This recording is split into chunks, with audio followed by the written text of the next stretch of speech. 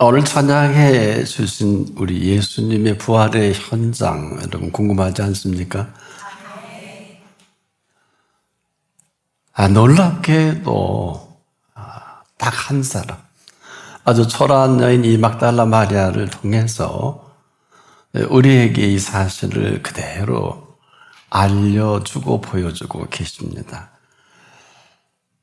사도 요한은 이런 이 사실에 대해서 아주 많은 고민과 생각과 참 많은 시간을 고뇌한 흔적이 보입니다. 이유는 우리가 보통 사복음서 하면 마태, 마가, 누가, 요한복음을 얘기하죠. 근데 공관복음은 예수님의 생애를 다룹니다. 마태, 마가, 누가. 이 세 복음서는 AD 60년에서 70년 사이에 기록을 하게 되죠.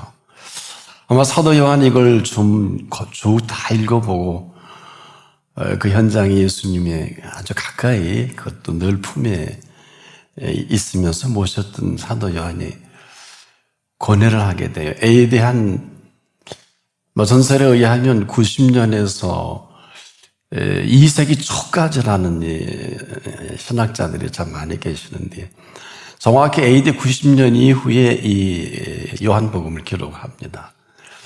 그러니까 한 20, 30년여간에 얼마나 많은 생각을 했을까요? 왜냐하면 이러한 사실이 사실 전부인데 분명치 못하거든요.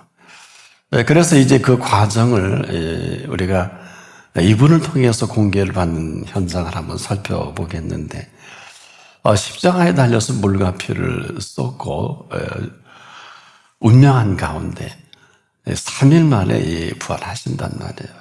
근데 이런 사실은 일반적으로 다 알고 있죠. 근데 부활하시기 이전 성경은 아마 새벽 미명 어두울 때라고 하는데 한 여인이 정말 형편없는 여인이 왜 형편이 없냐? 부활하신 예수를 믿으면 향품을 가지고 갈 필요가 없는데 향품을 들고 그 어두운 새벽길을 박차고 무덤을 향합니다. 아니나 다를까 돌이 옮겨져 있어요. 얼마나 놀랐겠습니까? 어마어마한 큰 돌인데 여인은 생긴 대로 무덤에 들어가서 살펴보니 예수님의 시신이 보이질 않죠. 얼마나 놀랐는지 보고 있다가 그대로 제자들이 문을 걸고 숨어있는 제자들 향해 달려가서 이 사실을 전하는데 그것도 두 제자만 알아듣고 따라 나왔어요. 베드로와 요한입니다. 사도 요한이. 그래서 셋이서 다시 와서 그 현장을 들여다보는데 아니나 다를까 빈 무덤이죠. 그래서 두 제자, 즉 베드로와 사도 요한은 돌아갑니다. 자, 이런 사실을 성경은 요한복음 20장 9절로 10절에 사도 요한이에요. 저희는 성경에 그가 죽은 자 가운데서 다시 살아나야 하리라 한 사실을 알지 못하더라. 자신 얘기거든요. 자기 자신의. 참 많은 생각을 했겠죠. 그리고 나서 오늘 이 본문이 이제 본격적으로 시작하거든요. 이 무덤을 떠나지 못해 두 제자는 돌아갔는데 이 여인은 즉 막달라 마리아는 거기서 울면서 떠나질 못합니다. 그리고 뻔한데도 다시 무덤 속을 이렇게 들여다보는데 오늘 본문의 시작은 마리아가 무덤 밖에 서서 울고 있더니 울면서 굽으려 무덤 속을 들여다보니 울면서 들여다봤겠죠. 웬걸 흰 옷 입은 두 천사를 보게 됩니다. 놀랍게도 그 안에 다 소개는 안 하겠습니다만은 예수님을 만나게 돼요. 이 사실을 두고 한 20, 30년을 고민한 사도 요한이 왜냐? 마태, 마가, 누가복음에는 좀 복잡해요. 세 여인도 있고 두 여인도 있고 여러분이 아시고 보시는 대로. 하지만 그것도 그분들의 각도에서 나름대로 소중하니까 성경에 기록을 하는데 아무래도 결정적인 시간이거든요. 왜? 세상의 생명의 신비의 그 자체를 본 사람이란 말이에요. 사실은 어떤 의미로 부활 이후에 사도 요한은 봤지만은 그 무덤 안에서 말이에요. 무덤 안에서. 무덤 밖이 아닙니다. 그러니까 마태, 마가, 누가가 전한 사실과는 전혀 다른 사실을 고뇌하다가 성경에 기록을 하는 사도 요한입니다. 이것은 우리가 사실에 대한 부분만큼은 이게 사실일 때 그 약속은 더 분명해지고 힘이 있거든요. 바로 그 무덤 안에서 일어난 일은 딱 한 사람밖에 몰라. 인류 역사상. 제자들도 아니 7 귀신 들렸다가 고침받은 참 부족한 여인 막달라 마리아가 그 무덤 안에서 다른 사람 다 숨어서 죽을까 봐야 숨어 있는데, 근데 거기서 두 천사와 흰옷 입은 두 천사와 예수님을 만나는데, 만나는 것으로 끝난 게 아니라 얼마나 숭야한 이야기인지 친히 예수님이 이 여인에게 이런 말을 합니다. 너는 내 형제들에게 가서, 너는 내 형제들에게 가서 이르되 내가 내 아버지, 곧 너의 아버지, 내 하나님, 곧 너의 하나님께로 올라간다 하라. 명하시거든요. 이 사실이 다른 복음서에는 없어요. 모르니까. 또 거짓말을 기록할 수는 없잖아요. 대충 무덤 안팎에 그림은 그려져 있고요. 여러분, 아마 근데 그 세 여인 중에 막달라 마리아가 등장을 하니까 남은 상상은 여러분에게 맡기겠고요. 문제는 이 부활의 생명입니다. 사람을 죽이 없었는데요. 그 상처와 그 자국 그대로 다시 살아난 이 사실이 나사로가 죽었다가 벼르 동이는 게 대단한 게 아니라 그는 또 죽었거든요. 이분은 지금 살아계셔서 여기 와 계십니다. 이게 다른 얘기예요. 얼마나 많이 다를까요? 이 이야기를 부활 이전에도 하셨는데 십자가의 피값을 치르고 그것도 부활하신 그 현장의 무덤 안에서 내 아버지 곧 너의 아버지, 내 하나님 곧 너의 하나님이라 하라, 그리고 너의 하나님께로 올라간다 하라, 이 얘기는 좀 다른 얘기죠. 우리가 얼마나 하나님을 허접스럽게 믿고 허접스럽게 생각했는지 아마 상당히 여러분 좀 생소할 것입니다. 우리 십자가에 달려 죽은 자 가운데 살아난 사실은 상식적으로 알고 있어요. 근데 부활하신 생명의 실체가 어떤 것인지 별로 사람들은 관심도 없어요. 근데 이 부활의 생명에 왜 내 하나님 곧 너의 하나님, 내 하나님, 내 아버지 곧 너의 아버지, 이게 무슨 얘기일까요?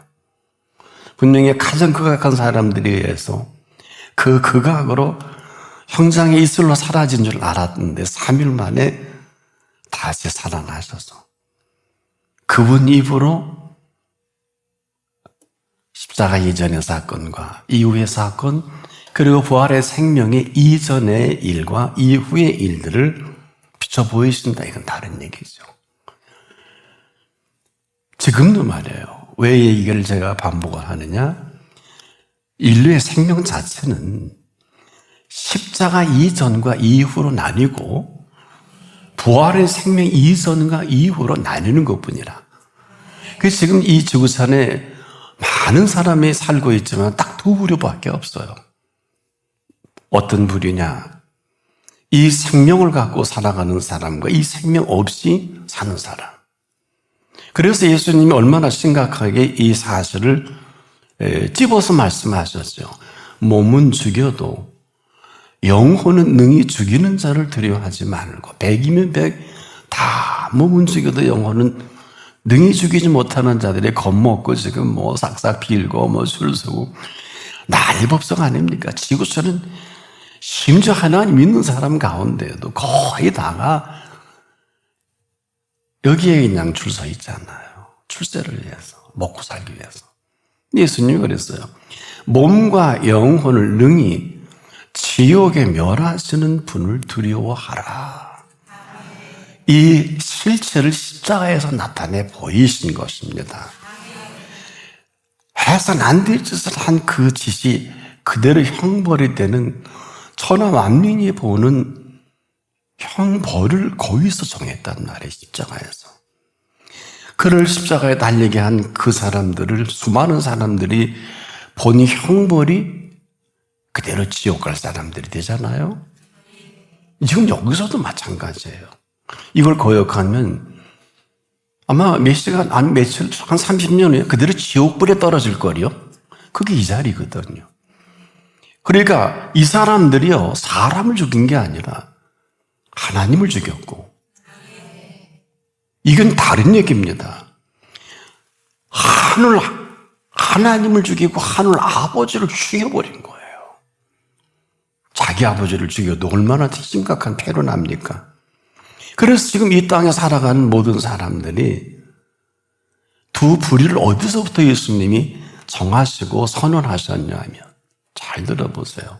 내 말로. 오늘 의롭다함을, 오늘은 성경이 없지만은 지금 이 시간에도요, 내 말로 의롭다함을 받고 내 말로 정죄함을 받으리라. 마태복음 12장 37절. 이게 전부예요. 당신이 그렇게 사셨고 그렇게 다시 살아나셔서 여러분이 인생의 행복을 구가한다 해보세요. 그건 행복이 아니라 행복 요청사항이겠죠. 인생의 행복과 불행은 그대로 그 말이 지금 나를 결정합니다. 아직 우리가 지식이 부족하고 인생을 한 100수 살면 그때는 제가 아마 여러분들이 말에 겸허해질 거예요. 왜? 내 한 생의 뒤안길은 내가 한 말 그대로 됐고, 좋든 싫든 귀하든 그렇지 않든. 아마 인생을 반만 살아도 잘 모를 거예요. 철이 안 들어서. 그래서 지금도 한 사람은 천국의 삶을 사는 사람이 여기 계시고, 한 사람은 지옥의 삶을 사는 게 그대로 나뉘어지는 그 정점이 바로 그 말입니다. 그래서 이 본문은 2000년 전의 사건이 아니라 이분이 다시 살아나셨기 때문에 여기 계시기 때문에 오늘의 일입니다. 그 십자가 사건까지라도 영원히 없어질 사건도 아니고 없을 수도 없는 사건이고, 죽인 자 가운데 다시 살아나셔서, 아니 나사로는 다시 살았다 죽었다니까요. 그러나 나사로는 지금 아마 천국에는 있을 것입니다. 이 땅에는 없어도. 근데 이분은 죽인 자 가운데 살아나서 40일 동안 이 땅에 계셨다니까요. 이 사실대로 살아 보이신 거예요. 그래서 신앙은 보여주시고 계시한 게 전부예요. 복음에는 하나님의 의가 나타나는 게 전부고, 뭐 트레이닝이나 공부해서 복음을 만날 수 없어요. 하나님의 사람도 마찬가지예요. 얼마나 많은 사람이 훈련하고 사람을 바리새인을 만드는지 아는 이가 많지 못합니다. 뭐 그것도 자기 몫이겠죠. 이 팩트 사실대로 살아가는 사람과 이 사실 없이 살아가는 딱 두 부류뿐이에요. 이 가운데도 마찬가지입니다. 왜? 이번에 십자가를 지시기 전에 다 이루었다 하신 분이시란 말이에요.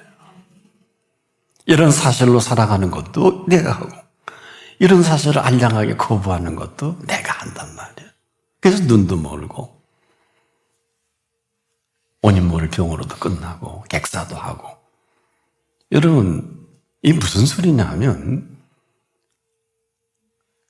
참새 2마리가 한 아사리온에 팔리는 것도 아시고, 근데 그 하나라도 하나님의 허락이 없이는 떨어지지 않는다 그랬어요.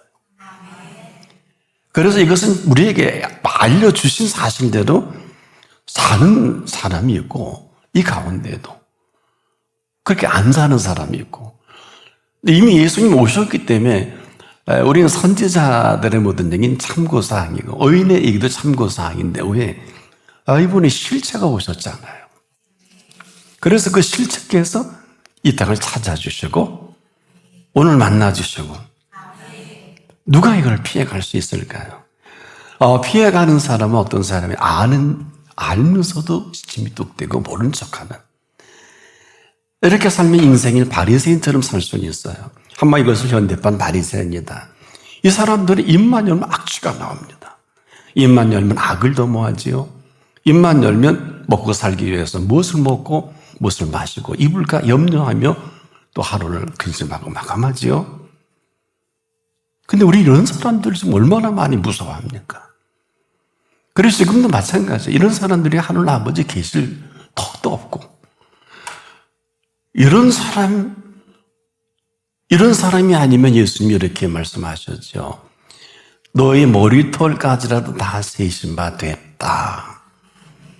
그러니까 나와 여러분의 머리털을 세신 바 된 분 앞에 우리가 이렇게 머리를 잘하고 잔다 그 얘기란 말이에요.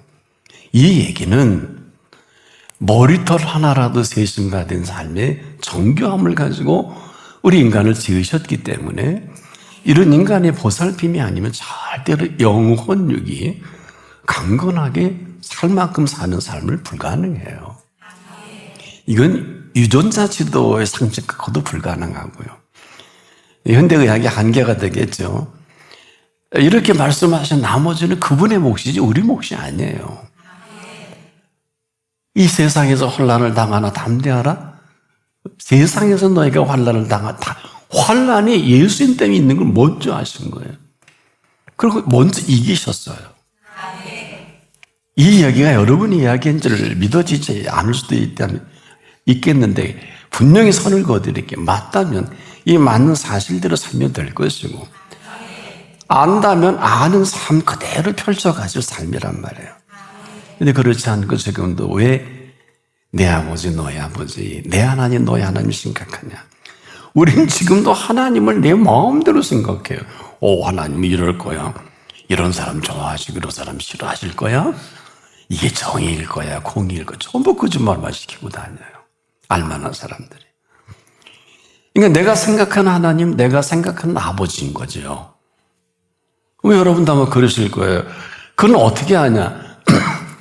그 아버지가 참된 아버지 같으면은요. 그 아들을 머리끝부터 발끝까지 머리털까지라도 세신 바 되었고요. 참새 2마리가 한 아사리에 팔리는 것을 아시기 때문에 그의 범사는 그분의 범사예요. 뭐 그렇게 사는지는 모르겠네요. 그러니까 지금까지 내가 아는 하늘 하나님, 하늘 아버지는 한계가 있다는 거예요. 아주 아닌 건 아닐 것입니다. 근데 정상을 가르쳐 드릴게요. 이분이 불투명한 사람은 항상 불안합니다. 항상 초조하고요. 삶은 어떨까요? 눈만 뜨면 원망해요. 눈만 뜨면 불평합니다. 이스라엘 백성의 광야에서 이러다 전멸을 하고 40년 살던 곳이 매장지가 됐지요. 이 사람들은 범사의 모든 게 못마땅해요. 아니 이를 지켜보시는 분은 안 못마땅합니까? 당신들이야 범사에 못마땅한 건 네 맘이지만 이걸 보는 하나님은 더 못마땅하시겠죠? 얘는 좋은 걸 줘도 좋은 걸 하나 좋은 얘기를 해도 눈뜨기를 하나 귀한 걸 귀하게 여길 줄 아나. 안 그래요? 여러분도 A라고 하는 사람이 B에게 뭐 비즈니스 파트너든지 뭐 일생을 몸섞고 살든지 하다가 그들 상대에게 말만 어긋나도 다 깨지잖아요. 왜 그 인간은 어떻게 살아요? 만약에 평생을 산다면 똑같은 거 아닐까요? 그렇지 않아요? 그게 현실인데 저 사람 저 사람 전부 투자해서 사업을 해도 괜찮을까? 그건 뭐 각자 몫이겠습니다만은 지금도 이리 보나 저리 보나 그렇게 해주신 대로 여길 줄 알았는데 그렇지 않다는 거예요. 그래서 오늘 이 시간도 다시 부르신 자리입니다. 본문의 시즌은 지금이지 2000년 전이 아니에요. 왜일까? 다시 살아나셔서 이 자리에 오셨기 때문에. 그런데 이 사실을 우리가 모르면 2가지를 놓쳐요. 꼭 남의 하나님 얘기하듯 하고요. 남의 아버지 얘기하듯 합니다. 아세요? 여러분이 아는 아버지는 아닌 것은 아니고 하나님도 아닌 것은 아니지만 여러분이 하나님의 아버지가 된다. 혹시 이제 결혼하시고 자녀를 둔 부모, 아버지나 어머니에게 물어볼게요. 뭐 물어볼 것도 없고 다 아는 사실이지만 눈만 뜨면 노심초사 자식 생각뿐 아니에요. 그럼 나중에 죽을 때는 재산을 법적으로 자식에게 물려주게 돼 있잖아요. 특별한 이유가 없는 한. 그 무슨 얘기일까요? 흔히 그러죠. 나이 지긋한 어른들이 눈에 밟힌다. 딱 한 사람이에요. 자식만 눈에 밟히지 눈에 밟힐 자 인간이 어디 있겠습니까? 근데 하나님 아버지는 저와 여러분 눈에 안 밟힐까요? 밟히지요. 처음 들어보실 거예요. 오, 하나님, 목사님 거짓말하는 게 아닙니까? 아니, 머리털까지라도 세심받은 부모가 있으면 나와보라 그래. 말도 할 줄 모르면서. 당신네 부모가 당신 머리털 센 거, 뭔 일 있으면 머리털 못 씁니다. 왜? 일정 의학적으로도 하루에 얼마 부분이 빠지고요. 의학적으로 다시 납니다. 근데 어떻게 세? 어떻게 할 수 있을까? 이분이 빠지게 하고 낫게 하시는 분이야. 그럼 됐나? 계산 정확하시지. 그러니까 객사하지 뭐. 얼마나 우습게 보면 선어보다 귀한 생명을 객사하겠어요. 이런 거 상식으로 알았죠? 이 자리가 어떤 자리인데요. 그래서 이렇게 노심초사 불면 터질까 만지면 혹시 다칠까? 지금 이 순간에도 그런 분이 얼마나 지금 우리가 눈 감고 살고 벽 보고 살고 그런 분을 얼마나 왕따시키고 좋은 일은 지들끼리 다 하고 귀한 일은 시침이 뚝뚝 우리 그러고 있잖아.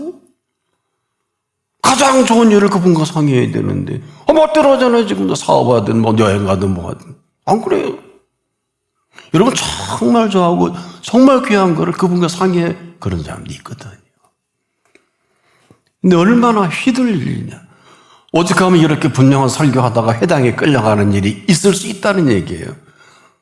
그런데 뭐라고 가르쳐 주셨냐면 정확히 성경대로 여러분에게 예수님이 하신 말씀대로 옮겨드려 볼게요. 또 너희가 나를 인하여 총독들과 임금들 앞에 끌려가리니 이는 저희와 이방인들에게 증거가 되게 하려 하심이라. 너희를 넘겨줄 때에 또 어떻게 또는 무엇을 말할까 염려하지 말라. 그때 무슨 말할 것을 주시려니 말하는 일은 너희가 아니라 너희 속에 말씀하시는 자 곧 너희 아버지라 그랬어요. 아버지의 성령이시니라. 마태복음 10장 18절로 20절에 아버지의 성령이란 말이에요. 하나님의 성령도 하나님의 성령이시지만 다른 얘기입니다. 아버지는 행여나 내 새끼가 눈에 밟힐까? 부모들은 다 그렇지요. 아니 인간도 그런데 하나님 아버지께서는 어떨까? 이게 없단 말이에요. 우리 삶의 현실에. 그런데 이 무덤을 찾은 이 여인, 7 귀신 들렸다가 고침받은 여인, 이분이 얼마나 소중한지. 여자가 겁도 없이 어두운 새벽에 무덤을 찾아가요. 그 귀신은 존재합니다. 귀신도 두려워하지 않고 거길 달려간 거예요. 귀신 예수님이 존재한다 그랬어요. 예. 모르는 무지한 사람 되지 않기를 바랍니다. 그 소중한 분이 있으니까 이 사실을, 그것도 사도 요한은 그의 요한일서 4장 18절에 이런 사실을 이렇게 이야기합니다. 사랑 안에 두려움이 없고 온전한 사랑은 두려움을 내어 쫓나니 두려움에는 형벌이 있습니다. 두려워하는 자는 사랑 안에서 온전히 이루지 못하였느니라. 귀 있는 자는 들을 수 있기를 바랍니다. 이것은 이 여인에게만 해당되는 게 아닙니다. 근데 이 여인 유일하게 사랑 안에 두려움이 없는 여인의 모든 모습을 인류에게 공개한 것뿐이에요. 네, 마카파가 아니고요. 아십니까? 유일하게 온전한 사랑을 이룬 현장에 당연히 그 무덤 속에서 사랑의 전부이신 그분의 음성을 들려주는 게 맞지요. 얼마나 이분이 마음이 흡족하셨던지, 너는 내 형제들에게 가서 내가 내 아버지 곧 너희 아버지, 내가 내 하나님 곧 너희 하나님께로 올라간다 하라. 제가 조금 인토네이션을 높이니까 뜻이 다르죠. 이런 거예요. 부활하신 이후에 승천하시기 전에 이런 엄청난 선언을 보잘것없는 막달라 마리아에게 하신다. 딱 한 사람. 이 여인의 이 팩트가 없으면 인류에게 무덤 안에서 무슨 일이 일어났는지 아무도 몰라요. 12 제자도 아까 베드로, 요한은 보고 집에 갔다 그랬죠. 여자는 못 갔다 그랬지요. 이걸 사도 요한이 얼마나 많은 권해를 하고 이게 평가가 될 것도 알고, 그러나 AD 100년에 곧 하늘나라 갈 준비를 하는 사도 요한이 얼마나 그래서 제가 수십 년 권해한 흔적이 보인다. 이걸 기록하게 되면 나머지 사람들은 또 난감해질 거 아닐까요?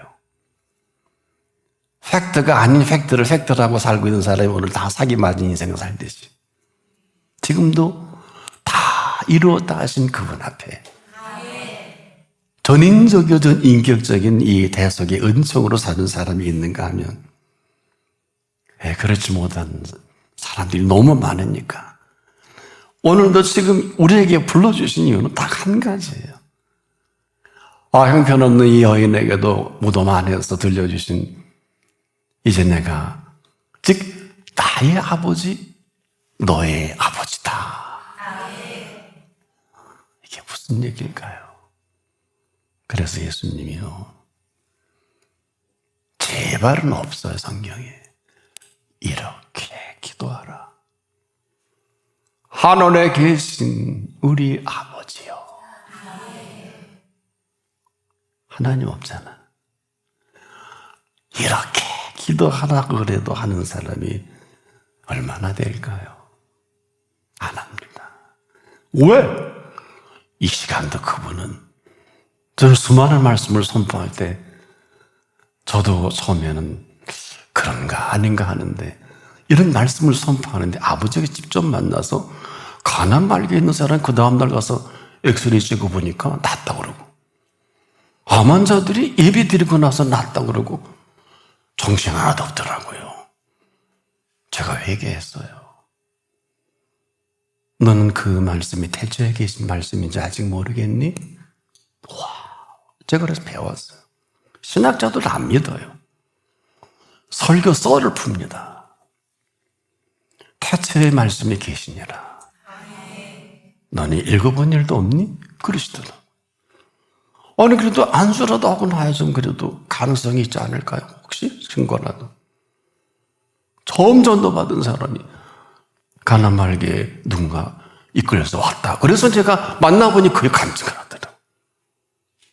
그게 저래요. 얼마나 소홀히 여기고 뭐 출장한다 만난다 뭐 그렇게 살려면 그렇게 사십시오.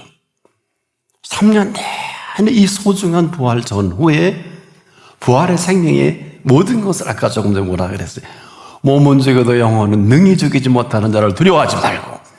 근데 얼마나 사람 따라 지금도 살아가고 스케줄 그거 다 만들고 우리가 살지 않겠습니까? 근데 예수님은 저와 여러분에게 뭐 여러분 받으면 섭섭할 것 같아서 천국의 비밀을 아는 것을 허락하셨어요. 이 팩트로 삶을 펼쳐 가시고 계십니다. 왜 부활의 무덤 안에서 말씀을 여러분에게 오늘 공개하냐 하면, 여러분 그 말씀이 있습니까? 지금 말이에요. 친히 그 무덤 안에서 들려준 말씀이 있느냐고 제가 묻고 싶어요. 이건 제 물음이 아니겠죠? 부활하신 현장에 들려준 예수님이 물으신 물음이시기도 할 것입니다. 왜? 제자들조차도 이 사실을 믿지 않았으니까. 이렇게 정리할 수밖에 없겠죠. 하지만 이분은 죽인 자 가운데 다시 살아나신 이유가 이 이유거든요. 이것을 십자가의 피값으로 다 이루신 분이거든요. 슬프게도 하나같이 다 고와 같이 살고 있어요. 고와 같이 살면서 고아인 줄을 모르는 비극보다 더 큰 비극이 어디 있을까요? 여러분 몸이 아파도요, 몸을 아픈 줄을 모르는 질병보다 더 큰 질병은 없지요. 이게 사망에 이르는 병입니다. 이 병은 병명도 없어요. 죽음에 이르는 병. 그때서야 아는 병. 그때서야 슬피 울며 이해를 하는 병. 아직도 그 병에 증상이 있는 사람은 까딱까딱 졸고 있고요. 까딱까딱 하고 있고. 이런 사람이 무슨 감격이고 감동이 있겠습니까? 그와 같이 사는 사람이 특징이 있어요. 생각을 해도 말을 해도 거침없이 그 입에서 그분이 배려해 주시고 해 주신 은총은 손톱만큼도 안 나타나고 잘한다는 게 염려예요. 염려는 얼마나 건설적인 단어입니까? 앞날에 대하 여러 가지로 마음을 써서 걱정하는 100% 이방인이 이렇게 사는 게 맞아요. 아니, 앞날에 대해서 마음을 써서 걱정 안 하면 그게 사람입니까? 이렇게 묻고 싶어요. 또 근심은 뭐냐? 근심은 염려를 시작한 사람이 마감할 때 해결되지 않은 일 때문에 속을 태우고 우울해지는 사전적인 정리입니다. 지금도 그렇게 살고 있지 않으세요? 여기 앉아 있으면서. 그렇지 않습니까? 그러니까 내가 지금 어떤 생각을 하고 있는지, 내가 어떤 상태인지도 모르고 사는 고아와 같은 삶이 아닐까. 그래서 이 사람들은 말을 함부로 합니다. 모든 삶의 시작이 여기부터 인 줄을 아무도 가르쳐준 일이 없어요. 안다면 그렇게 살 이유가 없겠죠. 그래서 지금도 하늘 아버지 계신 분이 맞다면 이분은 지금도 온 천하를 땅 이 끝 저 끝에서 다스리며 우리를 보살피시기 때문에 여러분, 제가 머리털까지 다 세신 바 된 분이라는 단어를 왜 썼냐? 성경에 있으니까 마태복음 10장 30절에 하신 말씀이 그 하나라도 소중하기 때문에 공중의 새를 보라 하신 분이 그 새를 기르시고 계시고 들의 백합화가 어떻게 자라는가 생각하여 보라 하신 분이 백합화를 자라나게 하십니다. 그럼 오늘 우리가 어떻게 맞이해야 될까? 여러분이 아직도 사실이 없으니까 감격과 감동이 없는데 지난 주간 고난 주간에 어느 분이 금식을 하고 제게 큰 선물을 주셨어요. 고난 주간에 하나님의 음성을 듣고 하나님의 말씀하신 말씀은 공개 안 할게요. 목사님 막 울면서 저 한번 안아봐도 되겠어요? 뭘 우리 익숙한 성도니까 그러면요. 안았는데 펑펑 우시는 거예요. 제가 한참 안았더니 제 소원이 있어요.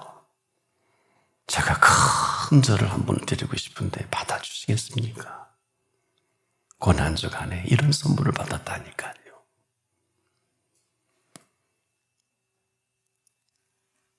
이게 송축할 일이고 경할 일이거든요. 죽임을 당하신 어린 양의 능력과 부와 지혜와 힘과 존귀와 영광과 찬송을 받으시기에 합당하도다 하더라. 계시록 5장 12절에 하신 대로이십니다.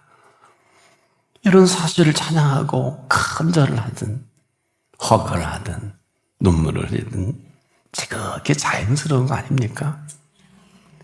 이런 한 사람 한 사람 응답하기 위해서 오늘 이 자리를 우리 불러주신 이분만이 길이 되시고 이후로